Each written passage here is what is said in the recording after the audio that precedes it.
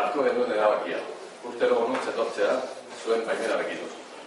Batetik, Eibarren historiak berak eskatzen dio gure fundazioa, gure helburuak dituen fundazio bati urteroko bisitari.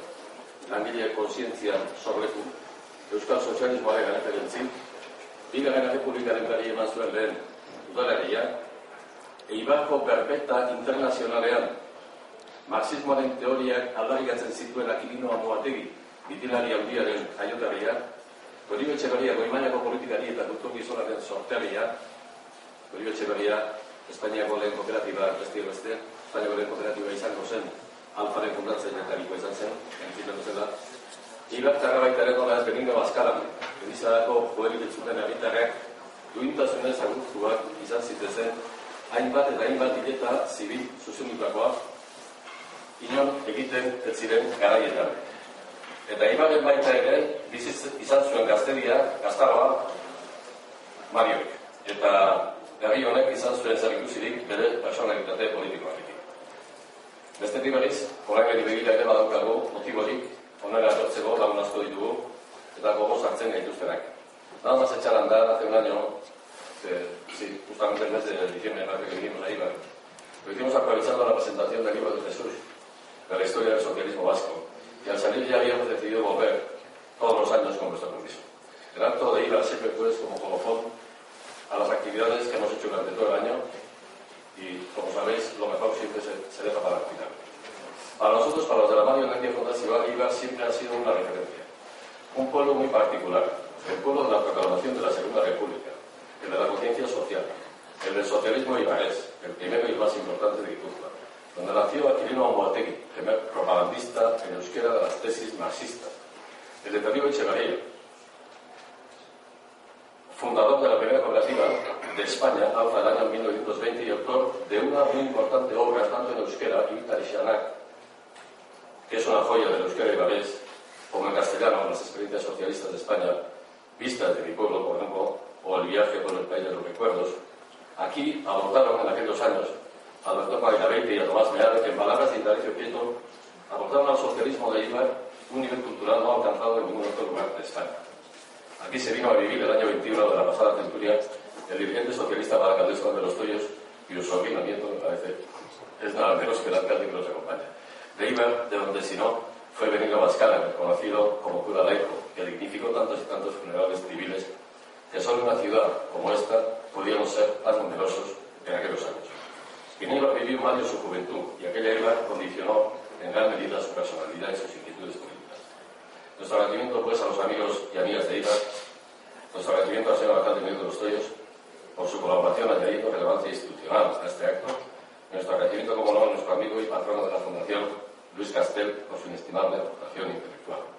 Hoy viene a hablarnos precisamente de cómo germinaron estas inquietudes sociales en aquella Eibar. Ahora, que siga el alcalde. Muchas gracias y bienvenidos. Bueno, a mí me han invitado a presentar esta conferencia y la verdad es que uno siente un poco de vergüenza a la hora de estar en esta mesa, ¿no? Porque realmente lo mejor que puedo hacer es estar callado, presentar a Luis y que empiece la fiesta, ¿no? Pero bueno, un poco yo encuentro tres motivos, ¿no? por estar aquí, ¿no? El primero es el organizador del acto, es decir, la Fundación Mario Nandia realmente, como bien se ha dicho hace un momentito, dice, bueno, Eibar es muy importante para la Fundación Mario Nandia. Mario Nandia era muy importante y es muy importante para Eibar. Y por tanto, yo creo que esas raíces, esa unión que Mario siempre tuvo con Eibar, son unos vínculos que no se pueden disolver y por tanto en su recuerdo y en el trabajo de su recuerdo que estáis acertando plenamente un poco en lo que era Mario y en todo este tipo de temas. Yo creo que vemos todos perfectamente identificados a su personalidad, su forma de ver la vida, de ver la política, de ver el país. Creo que es motivo suficiente para que todos nos animemos a bucear en el acto de hoy, a ver qué sale de todo esto, ¿no? Por otro lado, yo creo que el tema es lo suficientemente atractivo, aunque el título suena como a una clase de facultad, es suficientemente atractivo para también curiosear sobre él, ¿no? Porque es verdad que que Eibar siempre ha estado en la historia mediática, entre comillas, a partir del 31, ¿no? ¿Verdad? Que nosotros el 31, octubre del 34, pues hubo unos hechos históricos que colocaron a Eibar en el mapa de la historia y nadie nos quita de ahí, ¿no? Pero sí es verdad que si en el 31 pasó lo que pasó, yo creo que era como consecuencia de una sociedad que se fue forjando en los años anteriores. Y por tanto es importante saber qué pasó esas décadas anteriores para que la sociedad ibarresa era como era en aquel momento y hizo lo que hizo, ¿no? Y por tanto este auge, este nacimiento de lo que se denomina la conciencia social, del movimiento obrero, de por qué pues a finales del siglo, cuando lo que es la actividad gremial se transformó en industrial, porque tuvo esas características en Eibar, ¿no? Eso que bien dice Luis, que luego hablará mucho más en profundidad de ese proletario, porque a la vez era empresario, ese empresario que era proletario, porque en Eibar las industrias eran tremendamente pequeñas y por tanto no había esa diferenciación tan clara como podría haber en la margen izquierda, donde las industrias eran mucho más grandes y quizás la figura del empresario era mayor. Alguno había aquí, pero lo habitual era esa mezcla, ¿no? Pero también es verdad que también había importantes reivindicaciones sociales de la época, pero dentro de la responsabilidad y la tolerancia. Yo creo que se habla de muy poquitas huelgas en la época, lo cual hacía que se era capaz de reivindicar, pero también de ser responsable y por tanto luego dar el callo, ¿no? Y yo creo que de todo eso, de lo que habla Luis, como se suele, de esas miembros se hizo ese texto y por tanto es importante. Mediáticamente quizás no sea tan importante, no sea tan vendible como proclamar la República, pero lógicamente esa proclamación se debe a todo lo anterior. Por tanto, creo que tiene a los ibarreses la suficiente categoría como para que aprendamos mucho de todo ese pasado, ¿no? Y por último, lógicamente, el conferenciante. Este joven historiador de escasamente 60 años, que es también, tengo aquí algo del currículum porque no quería olvidarme, ¿no? Pues es licenciado en Geografía e Historia de la Universidad de Salamanca en el año 76. Nada, contribuyó nuestro amigo. Sí. Nada, el año siguiente. Obtuvo el doctorado en la Universidad Complutense de Madrid en el 84 y desde el 93 es catedrático de Historia Contemporánea en la Facultad de Ciencias Sociales de la Comunicación de la Universidad del País Vasco. Eso es lo que es el currículum académico, ¿no? Pero yo creo que lo importante de Luis es su capacidad investigadora, ¿no? Y sobre todo lo que ha estudiado la historia contemporánea de este nuestro pequeño país, ¿no? Y por tanto eso es lo importante. Y lo que yo quiero destacar sobre todo y agradecer sobre todo es la absoluta disposición que en todas y cada una de las ocasiones que desde Eibar se le ha llamado para cualquier cosa ha estado siempre dispuesto y siempre hemos tenido su colaboración para cualquier tipo de investigación, de escrito, de estudio, de aportación, de colaboración. Y por tanto me toca aprovechar esta oportunidad que estamos codo con codo para agradecerle esa disposición que me consta que la va a seguir manteniendo, porque creo que a Luis también es un apasionado de la historia de nuestra ciudad y eso hace que la colaboración sea fluida y que haya guiños de complicidad muy interesantes. Y para terminar, recoger algo que me dijo ayer el viceconsejero de Cultura, Antonio Rivero, que es buenos amigos y también historiador, y me dijo algo así, él es alavés, y con ese tono que tiene cuando habla ese defecto, me dice, joder, mañana tenéis en Eibar una conferencia y un conferenciante acojonantes. Por lo tanto, cogemos el testigo del viceconsejero de Cultura y le empezamos a pasar la palabra a Luis para que profundice sobre la conferencia. Muchas gracias. Como fui también mi amigo de Antonio, se suele expresar en otros términos diferentes, no solamente estos. Bueno, yo en primer lugar y sinceramente pues agradecer a la Fundación Sabino Mario Lindía que cuente conmigo para este acto. Yo tengo efectivamente una colaboración más genérica, pero en fin, lo que estoy de alguna forma deseando es colaborar más estrechamente y esto es una buena oportunidad.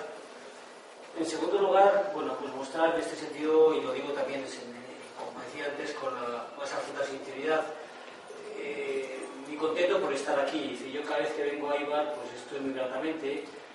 Yo hice bastantes, o durante cierto tiempo, investigaciones sobre lo que eran los orígenes del mito social y el socialismo en Eibar, y me encontré con una gente estupenda, con la cual se me dio una relación magnífica, con algunos de tiempo que ya no estén, pero en fin, con los cuales pues, me atendieron siempre de una manera excepcional. Y en ese sentido también mi investigación pues, fue absolutamente agradable, en fin, no sé si está aquí, pero me hizo todas las otras facilidades posibles que había en el archivo. Estuve consultando un archivo que yo creo que todavía es poco utilizado, que es el archivo de Toribio Echevarría, que se encuentra muchísima información. Y efectivamente me permitió adentrarme sobre una ciudad con unas características muy peculiares, como es el caso de Eibar. Una ciudad que, a pesar de que, en fin, soy donostierra, pero con la cual yo me identifico en muchos sentidos. Y además yo creo que efectivamente, como aquí ya se ha dicho, pues que la propia personalidad, la trayectoria política y personal de hoy en día encaja mucho con lo que es Eibar, ¿no? Yo creo que Eibar efectivamente tiene unas características, unos sesgos particulares, trataré de reflejarlos, como ya ha dicho magníficamente el alcalde. Hay un origen de todo lo que luego va a ser Eibar, pero el origen está aquí, y el origen está pues en esos elementos, digamos, liberales, republicanos, esa preocupación social, esa apertura intelectual, digamos, rasgos que después va también a practicar Mario Oneindía, en el sentido, digamos, ese elemento de rigor, de apertura, ese énfasis en lo, por ejemplo, algo que había en aquellos socialistas, y que acabaré con ello, pues que había gente como Divina Omátegui, por ejemplo, ese énfasis en los derechos individuales, y esa idea general de enfatizar sobre lo individual, sobre lo frente a lo colectivo, pues lo encontramos ya, digamos, en estos primeros pasos ya que van a significar una consolidación del movimiento social y del movimiento socialista en Eibar, marcando ya una cierta impronta, ¿no? En ese sentido, bueno, por reiterar mi agradecimiento absoluto, aparte de agradecerles a ustedes que vengan de este día tan inhóspito, no hagan caso de lo que se ha dicho, haré lo que pueda, pero en fin, efectivamente, pues bueno, pues yo en ese sentido lo que únicamente puedo expresar es mi satisfacción por encontrarme con una ciudad que, repito, pues me identifico también tanto en los valores que puede representar históricamente y que yo creo que sigue representando en la actualidad. Y la exposición que voy a hacer van a ver que va a acompañar una serie de diapositivas. En general estas diapositivas exceptuando el señor de Barbas, que en fin no es de Eibar, los demás van a ser personajes eibarreses más o menos importantes de su tiempo. Por lo tanto, en el sentido acompaño, es decir, lo que va a ser el texto con fotografías de Eibar entre los años, pues en general 1890 1923. He hecho alguna excepción en alguna foto de Jesús de los Toyos, una foto algo posterior, pero en fin, creo que también es un personaje de calado importante en Eibar y que también merecía la pena estar en lo que vamos a comentar. En fin, entrando ya en lo que entiendo que es la charla, esto va a ser, intento que sea una charla no muy extensa, más o menos amena, y que después, si ustedes quieren, si queréis, podemos cerrar de lo que os parezca lo más adecuado. Bueno, pues en primer lugar habría que hablar un poco de a qué me refiero cuando hablo de conciencia social, porque uno puede decir, pues conciencia social puede haber habido antes, ¿no? ¿Por qué empiezo por 1890 y me extiendo hasta 1923? Es que antes no había conciencia social, antes no había una preocupación por las cuestiones sociales. Bueno, yo lo que me estoy refiriendo básicamente es a un fenómeno que en otros países era antes, pero que en el caso de España o en el caso del País Vasco, cuando emerge socialmente, se da pues, a partir básicamente de la última década del siglo XIX, a partir de 1890.